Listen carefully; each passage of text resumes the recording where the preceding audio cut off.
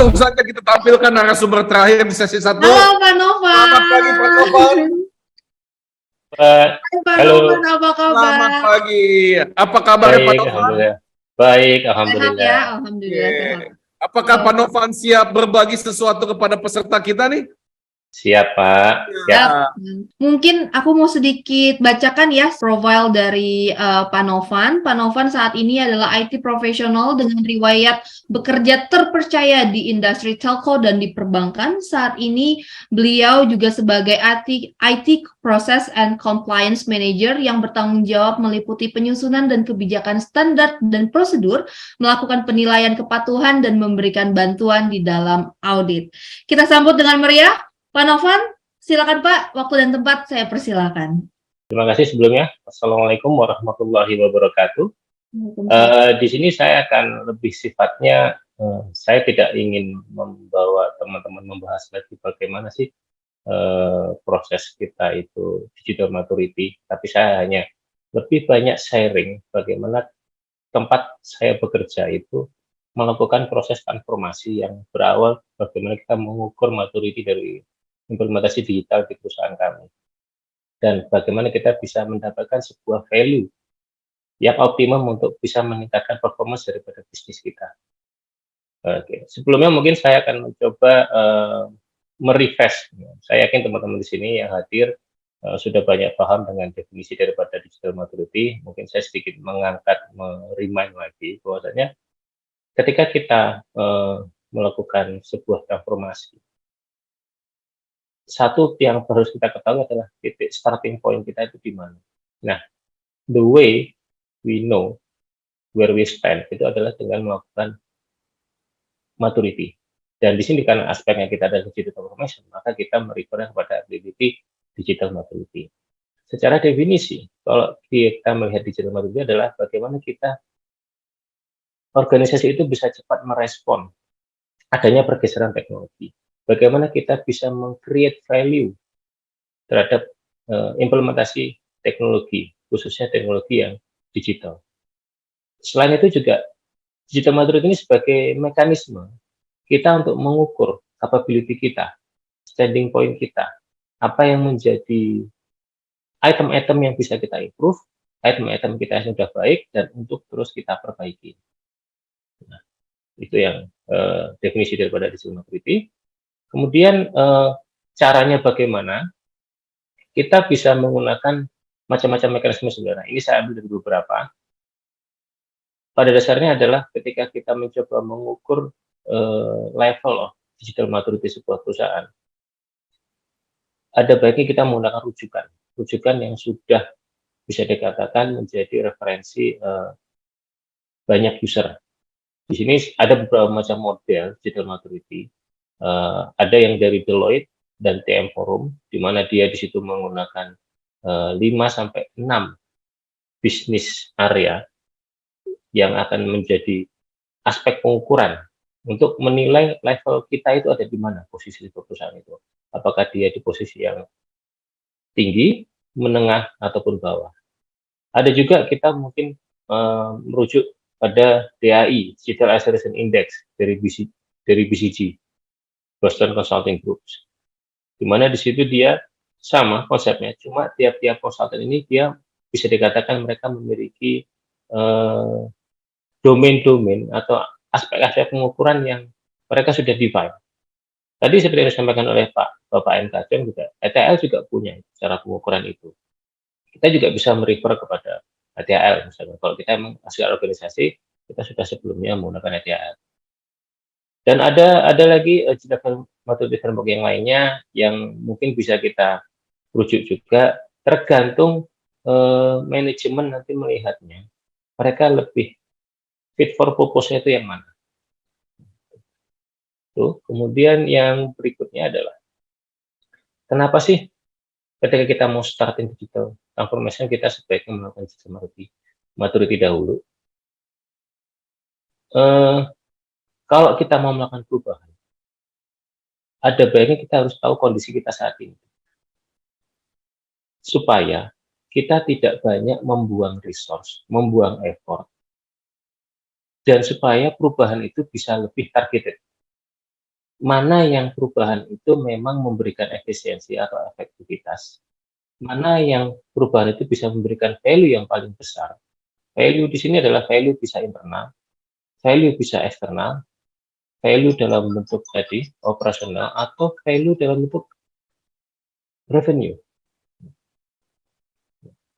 Beberapa item daripada benefit digital maturity adalah efisiensi.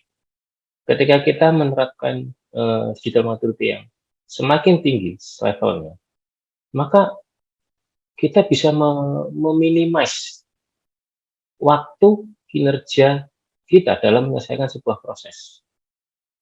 Kemudian kedua, improve customer experience.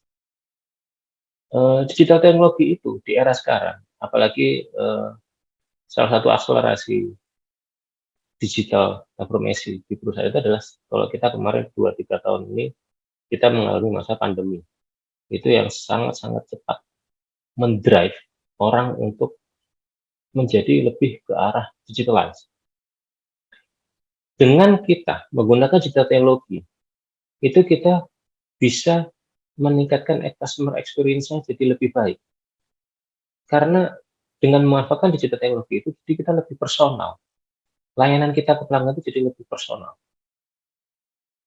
Kemudian yang ketiga, digital teknologi itu akan sangat banyak bicara mengenai data analitik. Bagaimana kita memproses data itu, bagaimana kita menganalisanya, bagaimana kita menggunakannya untuk purpose market yang lebih responsif. Sehingga apa? Kita bisa mengambil keputusan dengan baseline data yang valid, data yang sudah dianalisa, kita bisa tepat mengambil keputusan dan bisa lebih baik keputusan itu. Dengan keputusan yang lebih cepat, maka otomatis kita akan punya competitive advantage.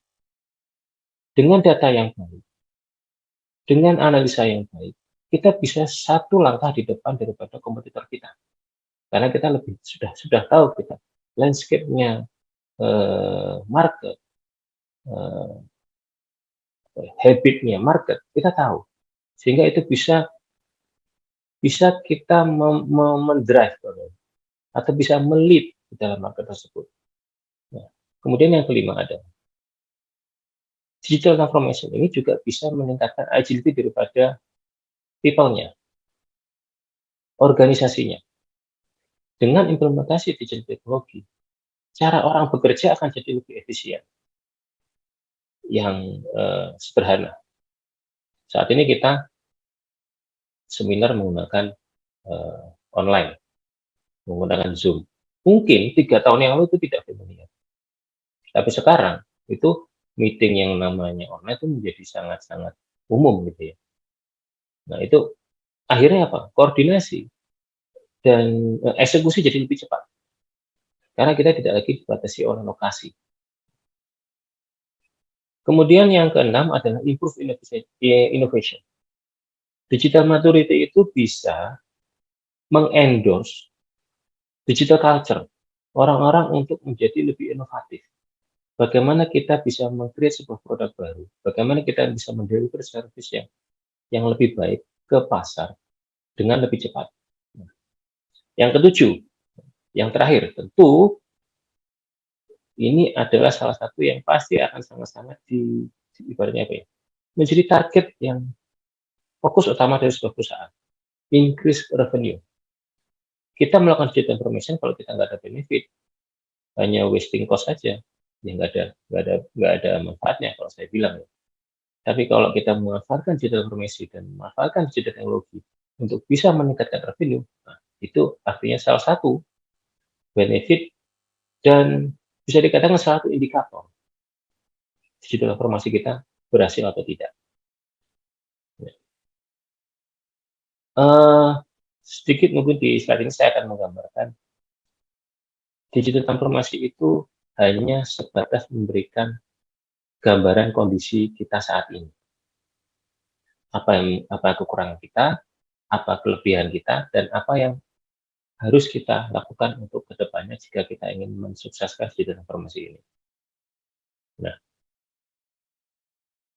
digital maturity itu tidak memberitahu, oh saya harus mengalokasikan budget ke sini, harus membuat produk sini, enggak, itu enggak. Digital maturity itu tidak akan memberikan Anda strategi atau cara-cara bagaimana kita melakukan transformasi, tidak. Dan digital transformasi itu juga enggak memberikan atau tidak meningkatkan bisnis value secara langsung, tidak.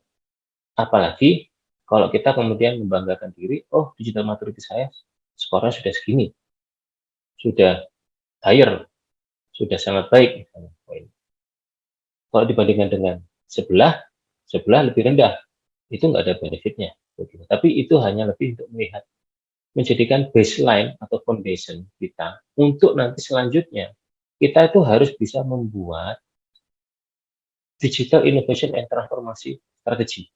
Itu yang akan menjadi rujukan kita bagaimana kita step by step-nya melakukan transformation.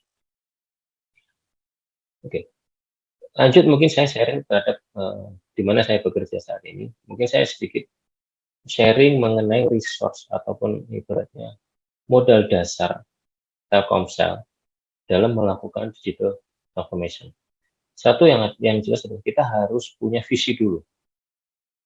Jadi secara senior leader commitment itu harus ada dulu.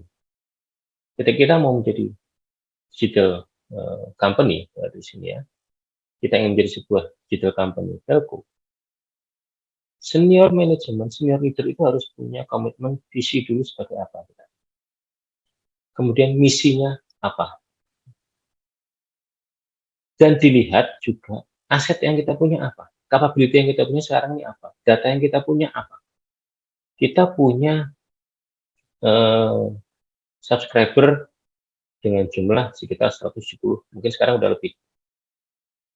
Kita punya data recharge per hari 16 juta lebih. Ini adalah aset informasi awal kita. Information customer base kita yang bisa menghasilkan sebuah value kita ketika kita bisa melakukan transformasi digital. Nah, ini. Yang selanjutnya adalah saya akan menjelaskan bagaimana company di sini hanya adalah Telkomsel kita melakukan transformasi di perusahaan. Perubahan secara prinsip itu pasti akan melibatkan 3 area. People, proses, dan teknologi. Untuk people, yang pertama kita harus punya leader yang memiliki mindset digital savvy. Kemudian kedua, orang-orang di dalam organisasi itu harus dikembangkan capability-nya. Kita harus mengembangkan talent-talent yang bisa mendukung digital transformation. Di Telkomsel, mendukung digital transformasi, kami ada akademi khusus yang di-trigger oleh teman-teman Human Capital Management. Kita ada talent khusus untuk yang bergerak di bidang data analytics, di bidang UI UX, di bidang DevSecOps, di bidang Agile WOW. Kurang lebih kita ada 14 area yang kita develop untuk mendukung digital transformasi di organisasi. Kemudian kita juga mengempower people untuk bekerja dengan cara yang baru. Cara yang lama mungkin bukan tidak baik, tapi masih banyak hal yang bisa kita improve. Kita mengintroduce dengan cara kerja yang baru. Di sini konteksnya kalau misalkan kita bicara karena saya di ranah IT ya, kita memperkenalkan metode di IT itu activity paling banyak adalah software development. Kita memperkenalkan metode new way of work itu dengan metode agile. Dan satu level di atas lagi, kita mencoba implementasi DevOps ataupun DevSecOps. Selain itu, digital transformation itu dari sisi people, kita harus menurture digital culture. Apa sih digital culture itu? Salah satunya adalah budaya untuk mengencourage people atau employee untuk menjadi lebih kreatif dan inovasi. Jadi tidak hanya puas dengan aktivitinya dia sehari-hari, kemudian dia ya sudah, saya nggak boleh ada yang kita improve. Sebenarnya kita harus bisa mengencourage mereka. Ayo, kita bisa melakukan apa supaya aktivitas sehari-hari itu jadi lebih efisien. Nah, kemudian change management di organisasi secara execution, kalau di perusahaan kami, itu kita ada tadi untuk menurture digital culture, kita ada namanya Polaris. Polaris itu adalah event yang diselenggarakan oleh teman-teman HCM. Itu untuk gathering innovation. Innovation dari sisi bisnis ataupun internal proses. Jadi dibuka penyaringan, jadi gather inovasi, ide-ide inovasi dari rekan-rekan Telkomsel internally. Nanti akan dipilah mana yang terkait dengan bisnis baru, mana yang terkait dengan internal efisiensi. Dari situ akan ada benefit bagi perusahaan dan ada benefit bagi karyawan tersebut. Tentu akan ada recognition jika idenya diwujudkan menjadi sebuah bisnis yang real ya, atau di-execute. Kemudian di internal IT sendiri kami punya namanya Innovation Hub. Sama dengan Polaris, cuma konteksnya lebih kecil untuk Direktorat IT. Nah, ada juga adalah Agile Squad for Strategic Initiative. Empowering people to work in new ways, itu satu hal yang baru kan bagi kami ketika kami di awal mencoba menjalankan digital transformasi. Kita tidak mungkin serta-merta langsung merubah organisasi, kita mengikuti best practice approach-nya untuk agile misalnya. Itu akan menjadi shock terapi yang masif ya, segala organisasi dan belum tentu efektif. Pendekatan yang pertama kita lakukan adalah kita bentuk agile squad.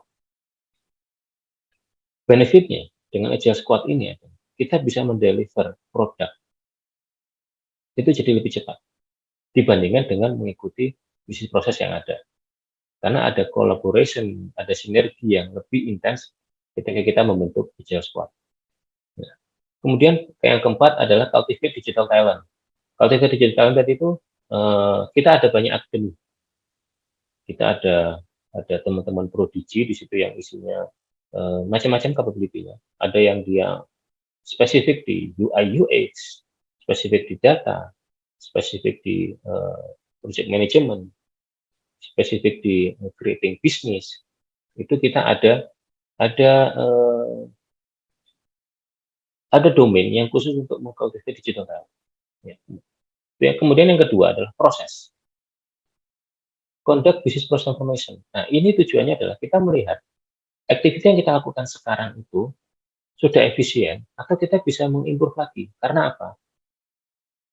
Semakin besar sebuah perusahaan, semakin besar market yang dia handle, semakin growth company-nya, maka akan semakin besar juga proses yang harus dihandle dari sisi quantity ataupun quality.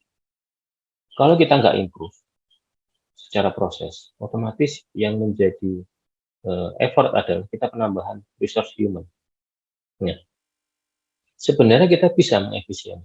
Mungkin dulu satu orang bisa mengerjakan 10 aktivitas dalam sehari. Harapannya dengan kita bisa transformasi bisnis proses, kita bisa mengefisiensikan jadi satu orang ternyata bisa loh 15 activity atau proses yang dikerjakan dalam satu hari. Kenapa? Kita melakukan improving untuk menghasilkan efisiensi. Step-step yang nggak perlu kita keras.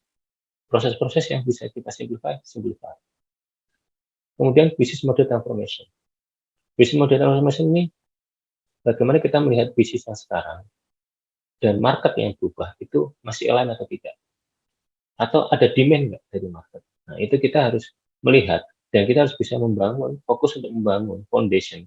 Bagaimana kita bisa mendeliver value untuk memenuhi demand daripada market. Untuk contohnya, kalau di kami adalah simplified process and digitalization. Kami melakukan otomasi proses untuk activity yang sifatnya day to day, repetitif. Itu kami lakukan proses otomasi. Terus proses-proses yang ibaratnya masih banyak manualnya, masih banyak dokumentasi manualnya, kita coba digitalize prosesnya. Terus kita coba minimum adanya eksekusi orang. Kalau memang misalkan analitik itu sifatnya continuous, repetitif, konstan, coba kita replace dengan sistem. Jangan terus kita bebankan orang. Kenapa? Orang itu pasti akan ada jenuhnya, akan besar human error-nya, menjadi tidak efisien, menjadi potensi mempengaruhi proses itu akan lebih ke arah yang negatif, akan menjadi lebih besar. Makanya kita perlu memanfaatkan digitalize ini untuk membantu meminimize human execution. Kemudian teknologi. Teknologi ini kita harus bisa mengintroduce teknologi apa, tools apa, function apa yang bisa membantu teman-teman dalam mengerjakan aktivitinya itu jadi lebih cepat, lebih efisien. Kemudian kita juga melihat di working level ataupun di luar sana, kira-kira teknologi seperti apa yang mereka inginkan, benefit apa yang mereka harapkan. Selain itu kita juga harus bisa membuat platform yang user friendly. Seperti yang tadi sebelumnya disampaikan bahwasanya digital marketing itu harus bisa memberikan personal approach ke pelanggan. Jadi personalization itu penting di dalam kita mengimplementasi digital teknologi. Di internal IT, beberapa implementasi yang kami lakukan untuk embrace teknologi adalah RPA. RPA itu adalah Robot Process Automation. Beberapa aktiviti yang sifatnya repetitif, konstan, continuous, kita menggunakan teknologi RPA, Robot Process Automation. Di bidang software development, kami mengintroduce juga DevOps dan DevSecOps. Satu level di atas DevOps, di mana di situ kita menguatkan dari sisi aspek security-nya. Kita mencoba membuat baseline bagaimana implementasi DevSecOps yang standardized. Yang terakhir adalah kita mempunyai platform di Telkomsel untuk platform infrastruktur. Kami sekarang untuk mendukung percepatan positioning infra. Kami kalau dulu basicnya adalah kita on-premise infrastructure, sekarang kita mengenablekan fungsi cloud. Tujuannya apa? Supaya kita bisa jadi lebih cepat mendeliver value service IT ke user. Kita akan kategorisasi mana yang memang perlu menggunakan on-prem infrastructure, mana yang dia bisa menggunakan cloud infrastructure.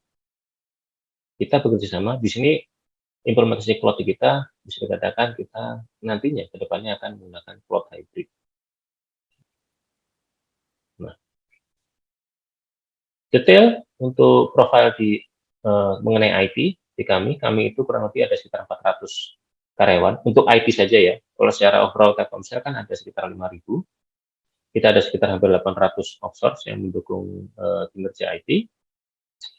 Software development yang kami rujuk, baseline utamanya adalah ITIL. Sekarang kami sedang berproses untuk mengimplementasikan two-speed operating model, yang mana di situ kita akan mengadop agile di dalamnya. Jadi kita akan punya dua speed untuk operating model dalam mendukung proses pengembangan aplikasi. Saat ini kita ada sekitar 200 sekian aplikasi yang sudah dideploy di production. Ada sekitar 5.000 lebih untuk produk katalog kami. Kami mendukung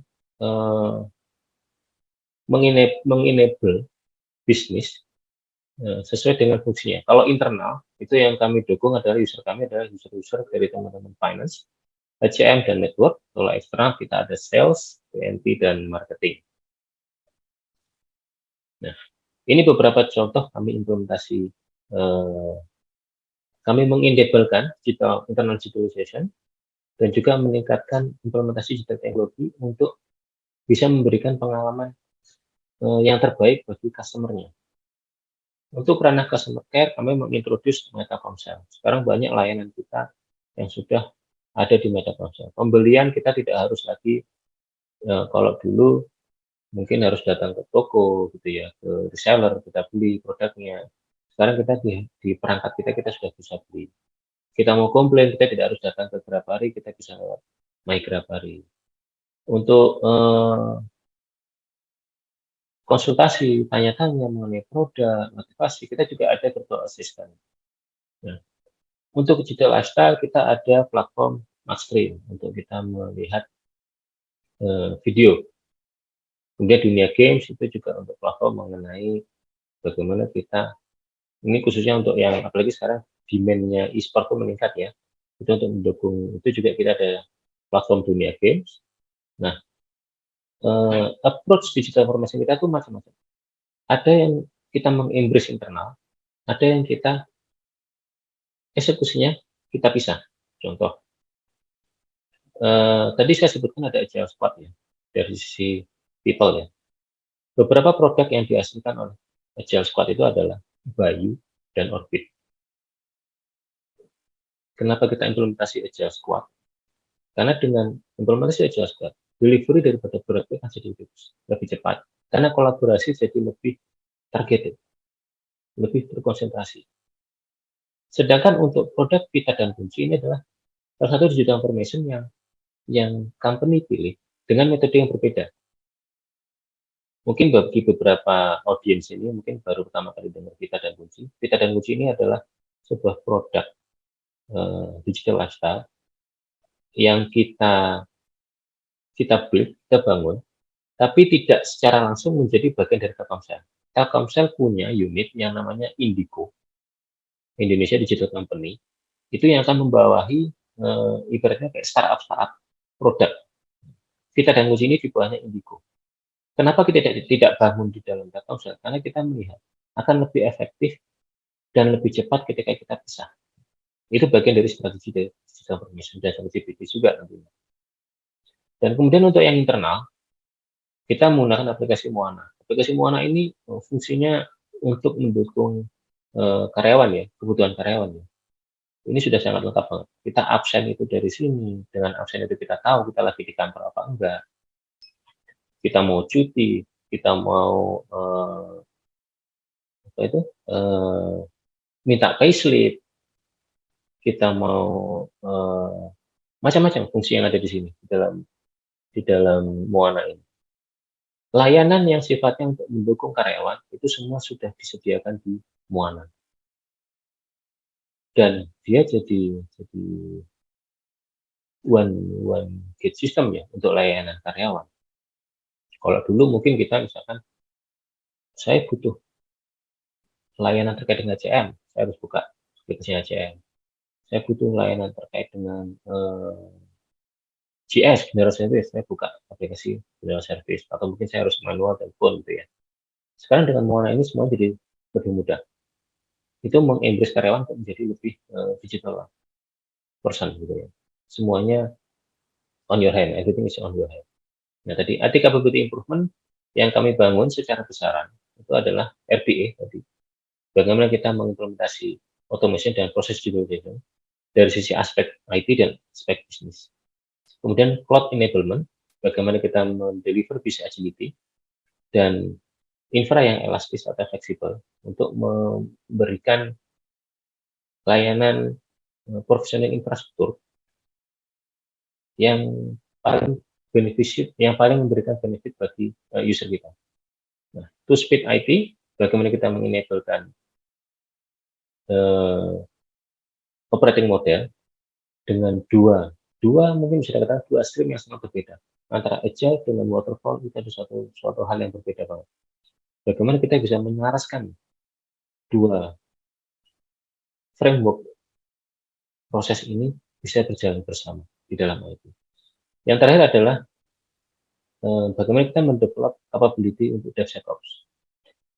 DevSecOps punya benefit, dia bisa mempercepat proses software development. Di sisi lain, dia bisa meng-embed juga function security ke dalam proses development secara lebih cepat.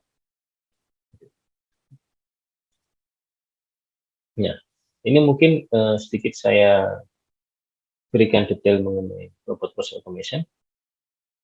Di sini apa sih yang pengen kita fokuskan? Kenapa kita menggunakan RPA?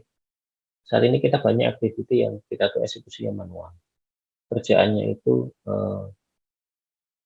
lihat data, analisa, execute. jenis datanya sama, mungkin objek yang berbeda. Rutin seperti itu tidak efektif. Karena apa? Itu sesuatu yang sebenarnya yang bisa kita delegasikan ke sistem. Ya. Kita memilih RPA untuk beberapa fungsi. Contohnya apa? Kita misalkan handling supplier invoice, atau monthly closing reporting, atau B2B service provisioning. Harapannya adalah dengan kita nanti mengimplementasikan RPA, kita tuh bisa mereduce processing time itu menjadi sampai 50%. Kita bisa mengurangi beban employee sampai dengan 40%. Dan harapannya ada return value. Dalam 6-10 tahun kita ada return value benefit yang kita dapatkan.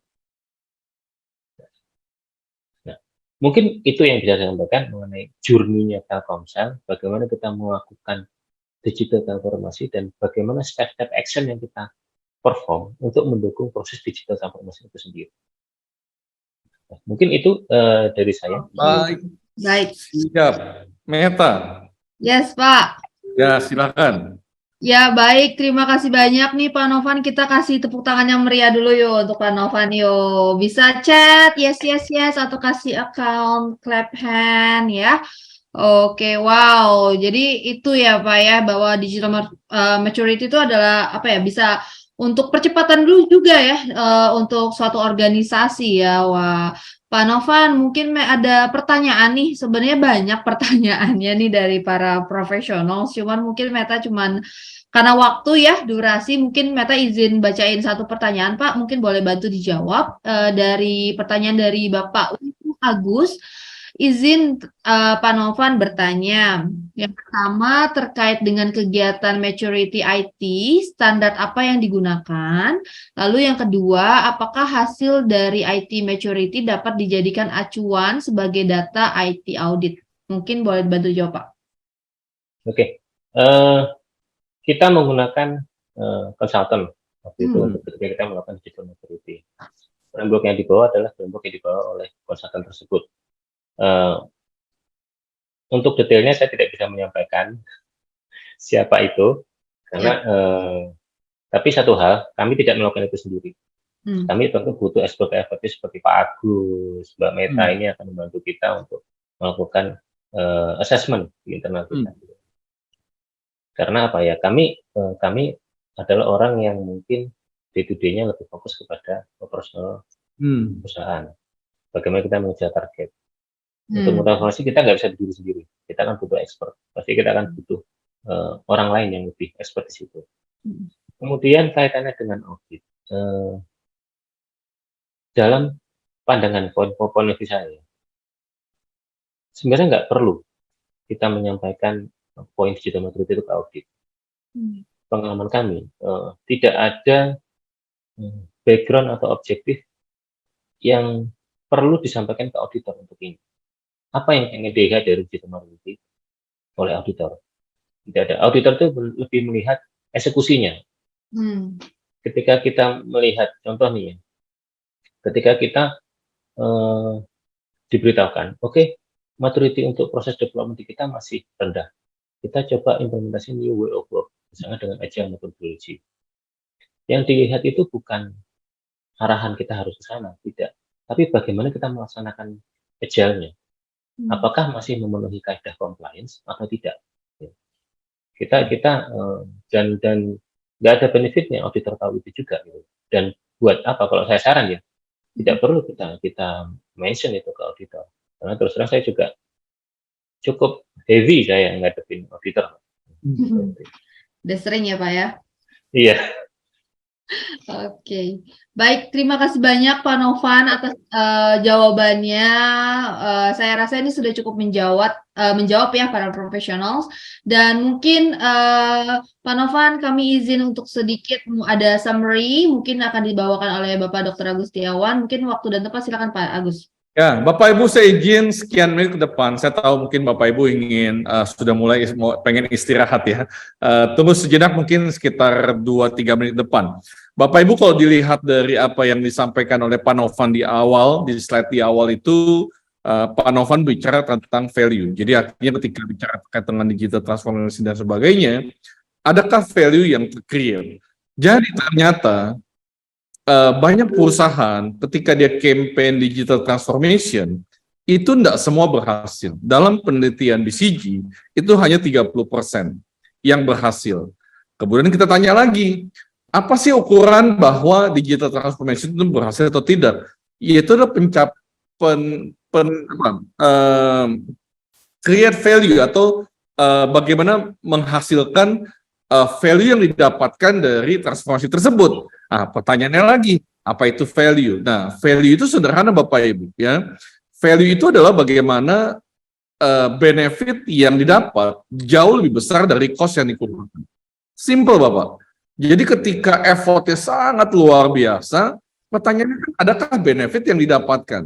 Kalau misalnya ternyata effortnya sudah sangat luar biasa, tidak ada yang benefit yang didapatkan, ya artinya value-nya tidak tercapai. Itu yang pertama. Yang kedua, Pak Novan tadi mengatakan bahwa terkait dengan digital maturity ada beberapa framework ya yang dipelajari ya. Sama lah, saya juga belajarnya sama juga ya. Ada TM Forum, ada Deloitte, ada BCG.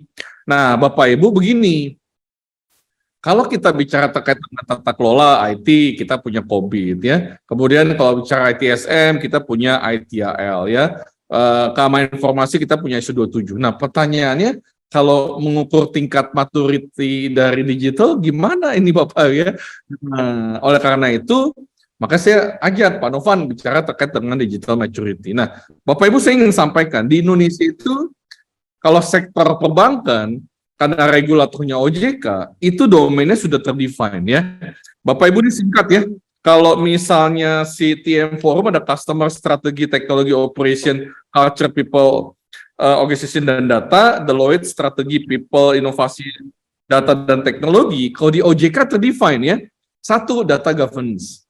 2, Penggunaan Emerging Teknologi. 3, Risk Management. 4, Kolaborasi.